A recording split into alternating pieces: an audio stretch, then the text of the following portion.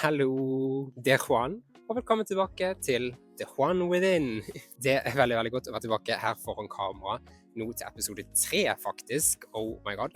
Nå har det vært en liten stund siden sist, men sånn som jeg har sagt med dette prosjektet, så kommer disse episodene litt sånn når jeg på en måte har tiden til eller kapasitet til det.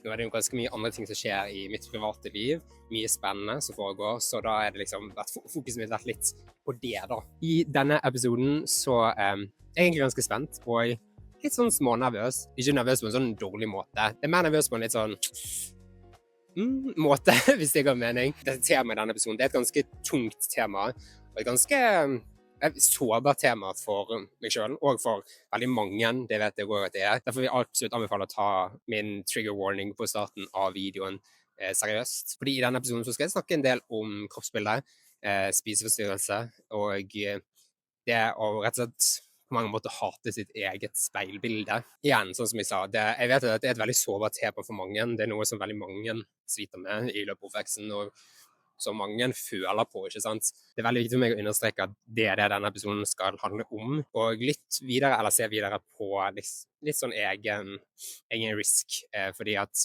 det blir litt tunge ting spesifikt i denne episoden da, som kan være litt vanskelig for folk å høre, og det er helt greit. Med det sagt, så tenker jeg egentlig bare å sette i gang, og snakke om akkurat det her med selvbilde, speilbilde, det å hate sitt eget speilbilde, denne kampen med meg selv. Den har vært den vanskeligste, egentlig, av basically alle tingene jeg på en måte har gått igjennom, fordi det er fremdeles noe jeg den dag i dag sliter litt med, ikke sant? Det er langt ifra så galt som det var før, når det var på en måte på sitt verste. Jeg har kommet en ganske lang vei siden da, men det har vært så sinnssykt mange år hvor jeg bare har ikke kunnet fordratt mitt eget speilbilde, ikke kunnet fordratt hvem jeg så i speilet, og hvordan kroppen min så ut. Jeg har hele tiden hatt en sånn perception av at andre på en måte har sett meg på en viss måte, sant? Og det er jo det som er skummelt med akkurat det her med usikkerhet om seg selv. Fordi sannheten er jo det at folk har jo nok med seg selv, men når man er i den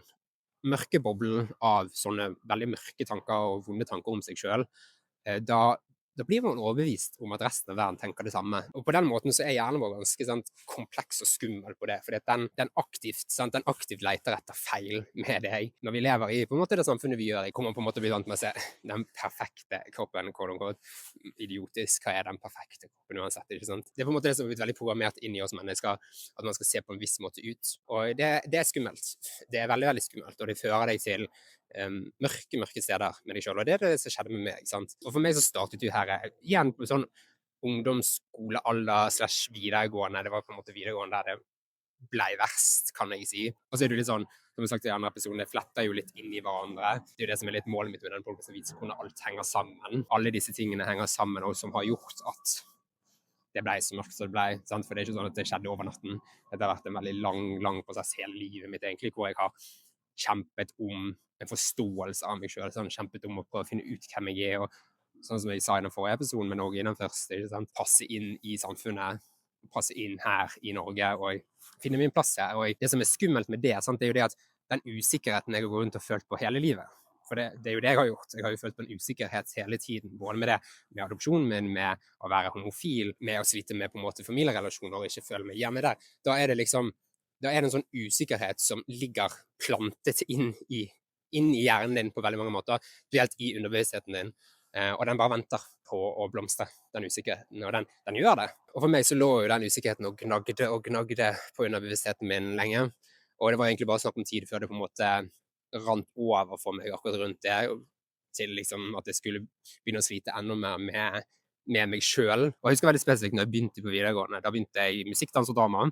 som var en veldig gøy linje, det må jeg få lov å si. Jeg hadde jo det veldig gøy, jeg har alltid likt teater og drama, og på en måte stå på en scene, snakke foran en forsamling, eller whatever. Det er på en måte det som har gjort meg confident foran et kamera, for eksempel, sant? Jeg begynte for musikk, dans og drama, det var jo det jeg higet etter, på mange måter, komme meg vekk fra det miljøet her ute på Sotra. Og da husker jeg at jeg valgte veldig spesifikt skole inne i Bergen, for å komme meg liksom vekk fra denne øyen og få nye venner, nye connections, på en måte starte litt på nytt. Og i starten så var det jo egentlig ganske greit. Det er så litt kontrasten for det jeg for eksempel snakket om forrige episode. Det var at på dramalinjen så var vi jo en gjeng med mer varierende folk. Sant? Vi var alle sammen var liksom mye mer åpen, brydde seg ikke på en måte om hva andre tenkte eller sa. Det er liksom litt sånn man ser for seg sånn theater kids. De tør å ekspresse seg selv, ikke sant? Og bare å være seg selv. Sant? Det var en ting jeg la veldig merke til.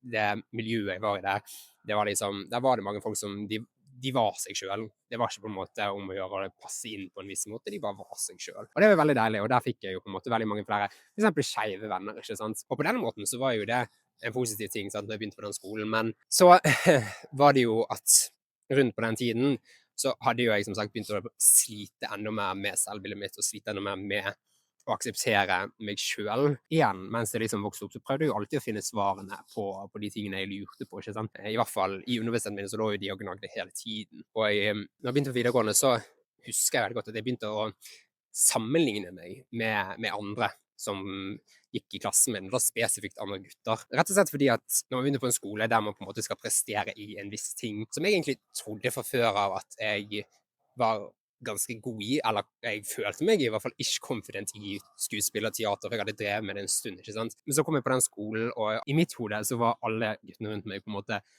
10 000 ganger bedre enn meg i det de gjorde. Bedre på scenen, bedre både til å danse, til å synge, til å skuespille, alle disse tingene som man legit får en karakter på. Så idiotisk som det er, at man får et tall på hvor god man er i sånne ting. Men uansett, og det la jo jeg merke til. Og den spesifikke tingen som hjernen min da gjorde, det var at de så, men se på hvordan de ser ut, kroppen der, spesifikt. Og da husker jeg det var veldig sånn, oh my god, alle de liksom mest talentfulle guttene i klassen, de hadde en annen kroppsbygning enn det jeg hadde, og det var liksom spesifikt det de gikk på. Jeg tenkte ikke på noe av det andre. I mitt hode så var det på en måte bare fordi de så sånn ut, så var de så gode i det de gjorde. For ja, jeg kan jo ærlig si at jeg var ikke god i dans, jeg var ikke god til å synge, det har jeg aldri vært heller. Men sant, og så hadde jeg en annen kroppsbygning på den tiden.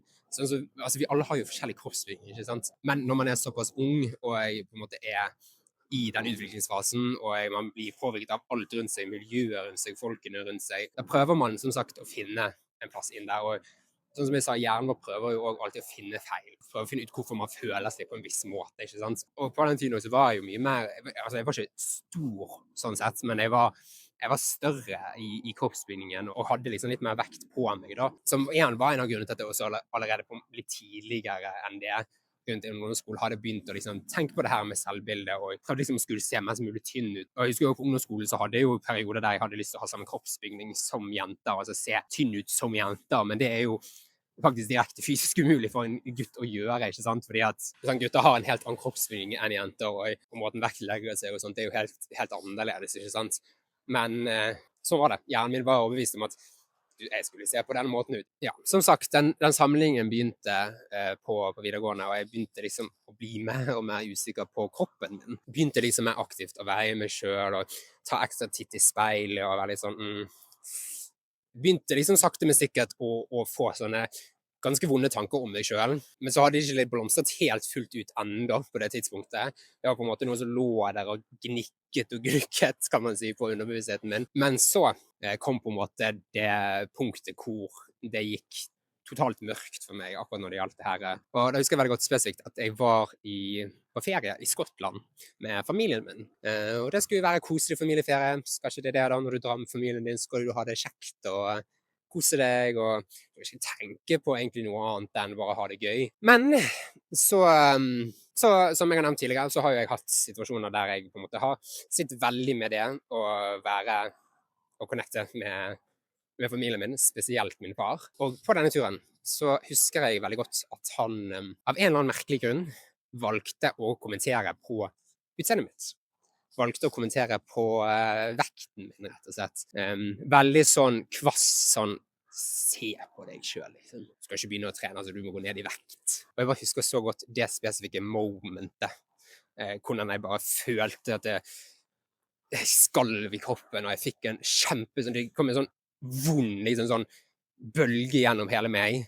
Altså, fy faen, der står du som en kjempeusikker, forvirret, ung gutt, som sliter så mye med på en måte det her å finne seg selv og like seg selv, og på en måte bare gått rundt og gruet deg til å høre en sånn kommentar, og gruet deg til liksom tenker andre det samme om meg? Tenker andre folk rundt meg det samme som jeg gjør om meg selv, om kroppen min? Og ingen hadde jo sagt noe på det tidspunktet, men han gjorde det. En av de som skal stå deg nærmest. Altså din egen far er personen som trigger begynnelsen på spisevegring og en forferdelig, forferdelig lang og vond reise med ditt eget selvbilde. Og som sagt, jeg hadde gått rundt og bare tenkt det her hele tiden. Det er noen andre som tenker dette om meg. Er det noen andre som tenker om meg? Nei, jeg håper ikke det. Det er heldigvis ingen som har sagt noe. Og så er det din egen far som sier noe. Det spesifikke punktet der, det var da jeg var sånn, oh my god. Hvis en som skal stå meg så nærmt, på en måte kan si noe sånt til meg, hva tenker de andre rundt meg da? Da må jo det være en sannhet i det som hjernen min prøver å overbevise meg om. Ikke sant? At jeg ikke ser bra nok ut, at jeg ikke har bra nok kropp, og ikke er tynn nok. Ikke sant? Tynn nok for samfunnet, eller tynn nok for de rundt meg. Ikke tynn nok for min egen fuckings far, liksom. Sorry, jeg blir faktisk ganske frustrert når jeg snakker om dette, fordi det gjør meg faktisk forbanna. Og jeg tenker på veldig mange sånn, når jeg sier det her, for jeg vet at han ser på. Begynn med mannen i speilet, helt oppriktig. Begynn med deg selv før du går på andre og forteller de hvordan de skal være, eller hvordan de skal se ut. Du har ingen rett til det, på ingen måte. For det jeg trengte på det punktet, sant, det var jo egentlig støtte. Jeg trengte forståelse om hvordan jeg skulle akseptere meg selv, akseptere hvordan jeg stod ut og være den jeg var. Sant? Og sånn skal sies, jeg hadde jo ikke på en måte snakket om disse tingene med foreldrene mine. Jeg hadde jo ikke vært åpen med de om hva jeg på en måte sleit med når det gjaldt det her med selvbildet. Sånn som jeg nevnte i de tidligere episodene, så hadde jeg jo aldri klart å åpne meg til foreldrene mine om ting som var vanskelig, fordi at jeg rett og slett ikke følte at de var foreldrene mine.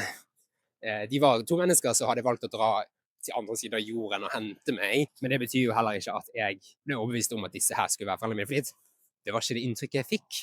Det var ikke den rollen som jeg fikk inntrykk av at de faktisk hadde tatt. Altså, det trigget som sagt da starten på en veldig lang, veldig lang reise mentalt med mitt eget selvbilde. Og jeg husker da veldig godt at etter vi hadde vært på den turen i Skottland, når vi kom hjem igjen, så var jeg veldig sånn, ok,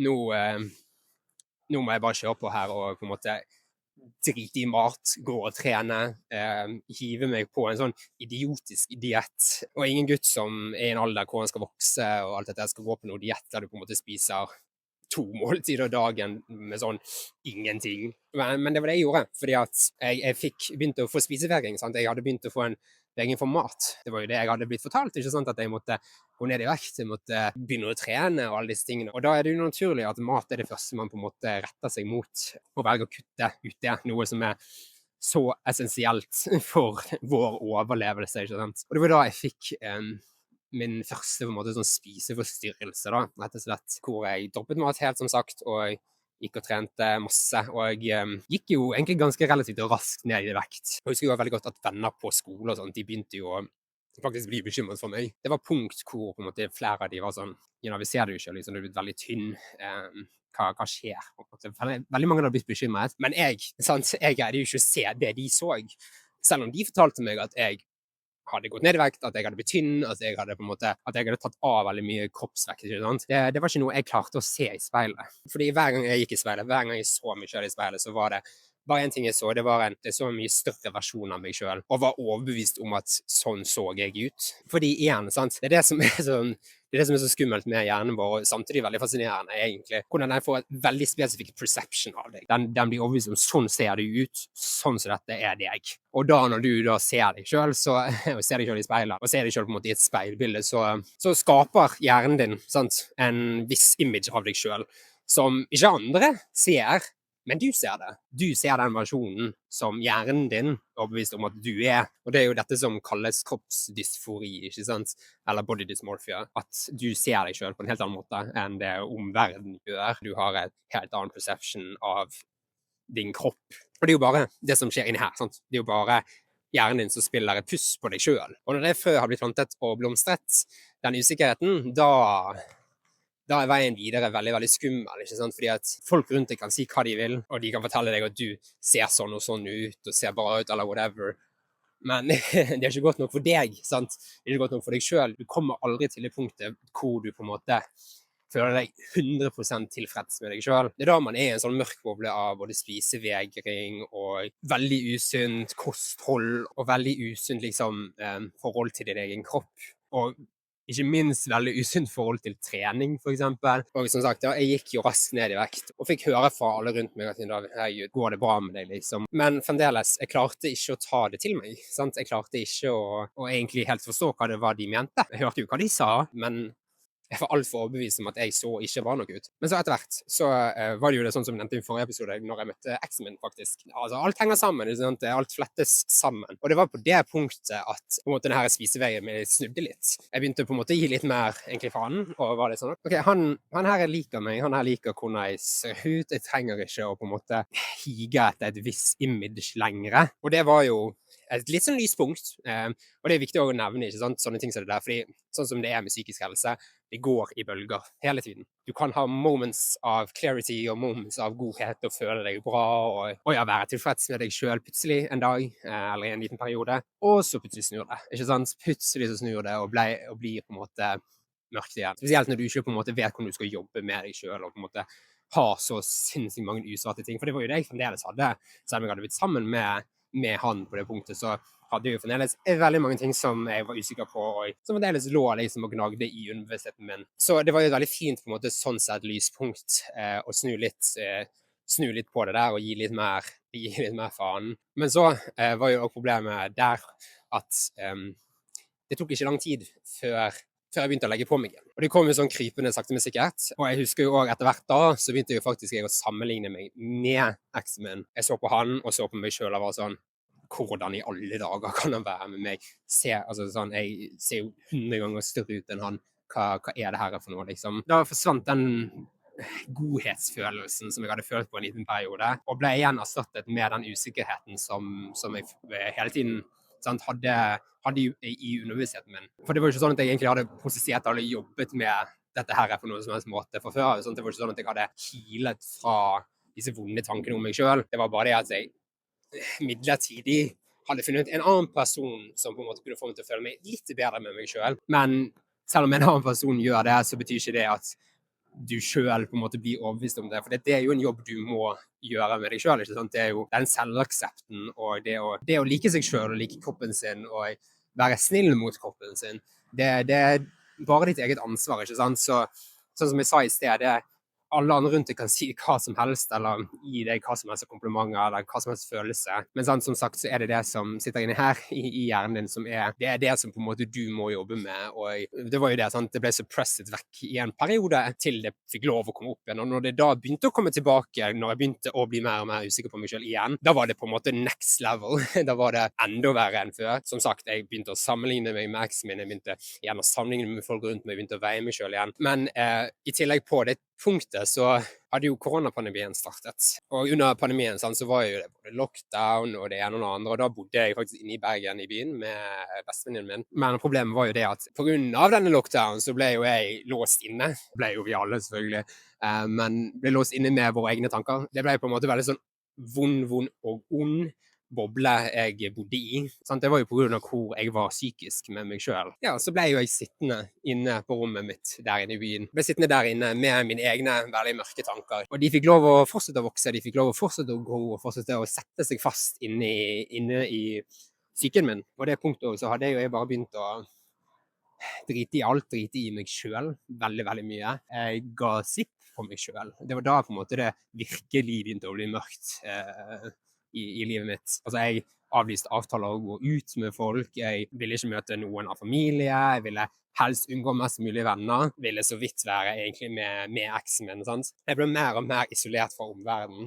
og i min egen boble, og gravde meg selv enda mer dypt ned i et mørkt hull med meg selv. Fordi igjen, jeg lot disse tankene som jeg hadde ta helt over, og styre meg, sant? Så, og jeg fortsetter jo å spise mye dritmat da. Jeg husker det gikk veldig mye i sånn bestilling av matfood og whatever. Det ble liksom veldig mye bestilling av fastfood på i den epoken av livet mitt da. Og jeg fortsatte å legge på meg og skjule meg selv enda mer. Jeg husker så godt at det var et punkt hvor jeg bare følte meg som en flue på veggen i mitt eget liv.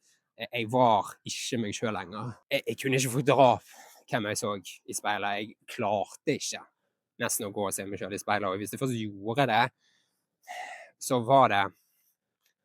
så sto jeg altså og sa veldig stygge ting om meg selv, til meg selv. Og når på en måte ting begynte, og sånn sakte men sikkert åpne igjen, så husker jeg veldig godt det første jeg gjorde var liksom, ok, gå og trene. Det var ingenting annet som betydde noe. Og rundt et tidspunkt også så valgte jo meg og hun jeg bodde med å flytte fra hverandre.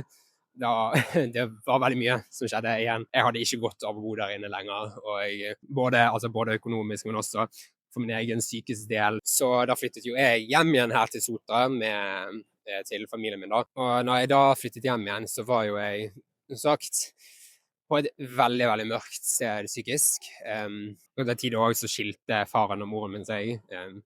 Takk Gud for det. Men uansett, jeg flyttet hjem igjen og var jo, som sagt, jeg var ikke meg selv lenger. Jeg hadde et skall utenpå meg selv. Jeg hadde jo som sagt lagt på meg veldig mye, fordi at jeg hadde bare sluttet å bry meg om meg selv. På min tyngste så var jeg ca. 110 kilo. Og det var litt for meg, bare sånn, jeg sier ikke hvor, liksom, vekten min og sånt, hva det var, for å liksom, oh my god, at det på en måte viktig, hva vekten min var. Men det painter et bilde av hvordan situasjonen var, ikke sant? Fordi sånn, nå i ettertid, sant, så har jo jeg på mange måter forstått det at når jeg var på mitt største, så var det bare, som sagt, et sånn skall som lå utenfor av den ekte meg, som skjulte den ekte Juan. Det Juan Bolin, og skjulte hvem jeg egentlig var innerst inne, skjulte den autentiske versjonen av meg selv, ikke sant? Da ble det jo sånn at jeg igjen havnet i en veldig mørk boble. Det var ingenting annet som betydde noe enn en ting, og det var å gå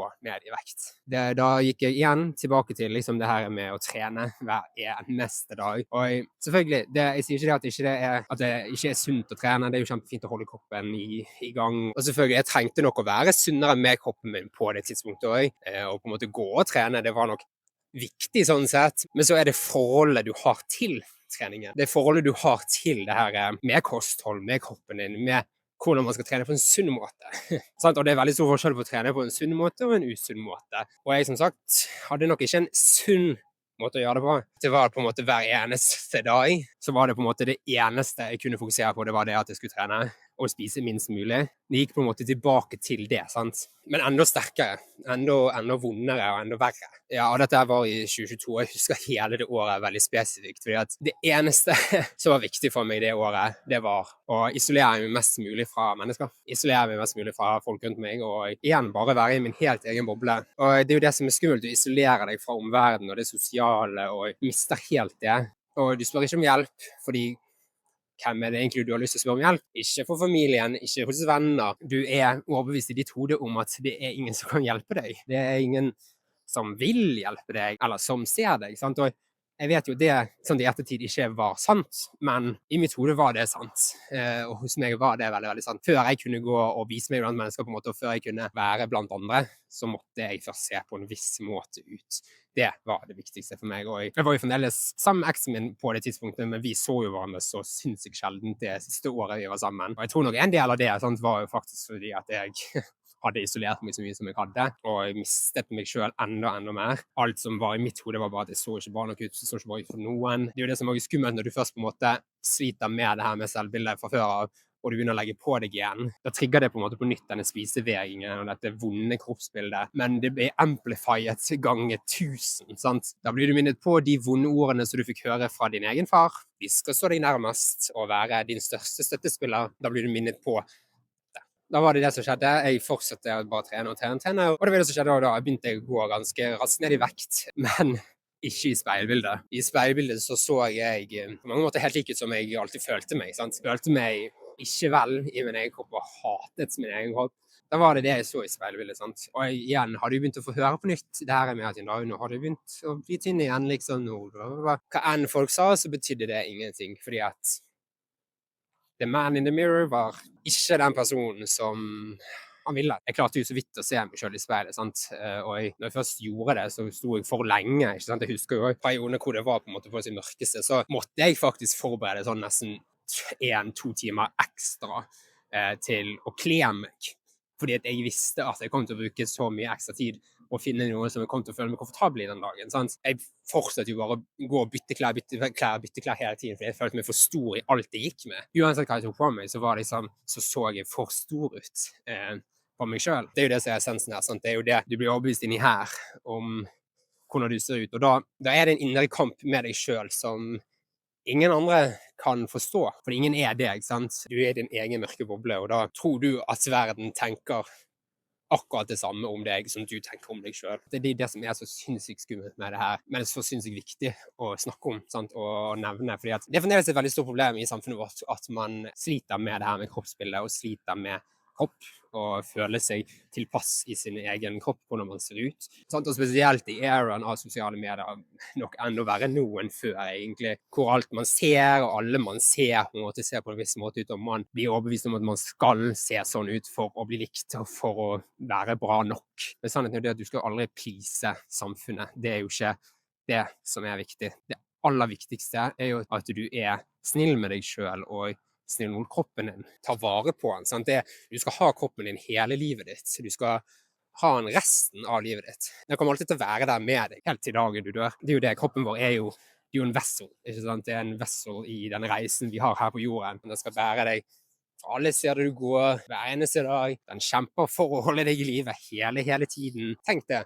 Det er så mye kroppen gjør for deg som man ikke nødvendigvis er bevisst på, men den jobber så hardt hele tiden. Da er det så sinnssykt viktig at du er snill mot den tilbake og tar vare på den, og behandler den godt. Og det er jo selvfølgelig mye lettere sagt enn gjort. Og jeg har jo fremdeles, som sagt, som jeg sa, at det er noe av den litt vanskeligere delen for meg, sant? Fordi at ja, jeg er jo på et veldig godt sted med meg selv nå, og aksepterer meg selv veldig godt, og jeg er veldig mye mer snill mot meg selv nå, både hva jeg spiser, men også hvordan jeg behandler når det gjelder trening og disse tingene. Det er ikke sånn at jeg nå aktivt går på treningssenter. Min form for trening er faktisk å gå turer, sånn som det her når jeg filmer det Juan Odin, for eksempel, så går jeg med turer i skauen, i marken, går litt på fjellet, whatever det er, sant? Bare sånne turer og reconnecte med naturen, ikke sant? Det er på en måte det som har vært det fine med meg, og jeg føler det har gjort at jeg har kunnet blitt glad igjen i min egen kropp og følt på at kroppen min tar vare på meg selv, og hvordan jeg føler meg både sterkere med mer energi og klarer å gjøre mer ting nå enn før. Fordi jeg har jobbet med det her med å finne tilbake til kroppen min og